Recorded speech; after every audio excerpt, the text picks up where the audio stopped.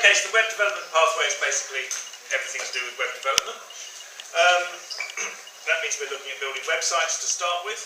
We're looking at building mobile websites as well. And we're looking at the whole business of hosting websites and the issues that result from running a website, such as security.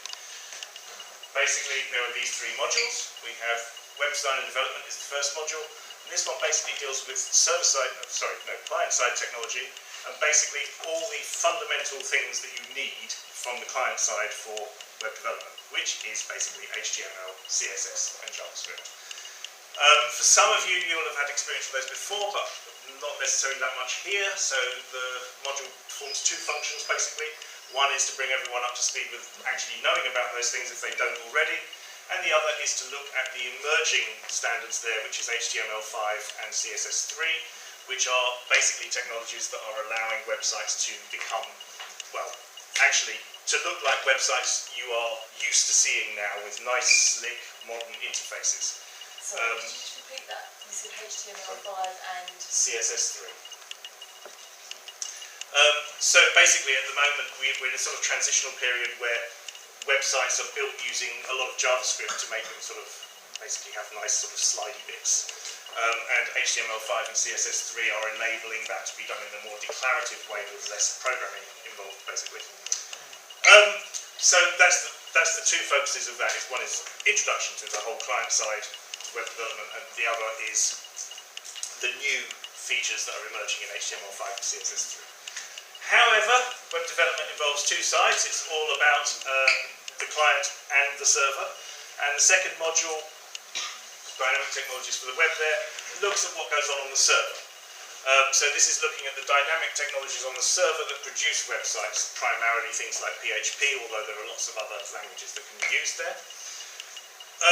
However, mostly or increasingly, we're not building ad hoc systems anymore. We're using pre-existing systems to deliver websites, basically content management systems. And so this module revolves around content management systems. We start off by building a sort of example of what a content management system is, very quickly, hang on a second. And then most of the module involves working with a proper full-on content management system called Drupal, which a lot of people are using for websites now. And hopefully we will get the cooperation of a Drupal development company who have helped us with the module in the past and have come in. So we've had sort of professional web developers coming in to speaking. You had a question? What kind of pre-existing systems are you talking about?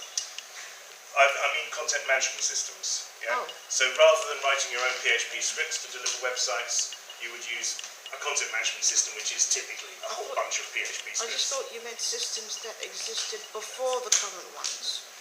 No. Pre means before, I think. Well, yes, but you're using something that someone's already built and customizing it to your purposes. That's fine.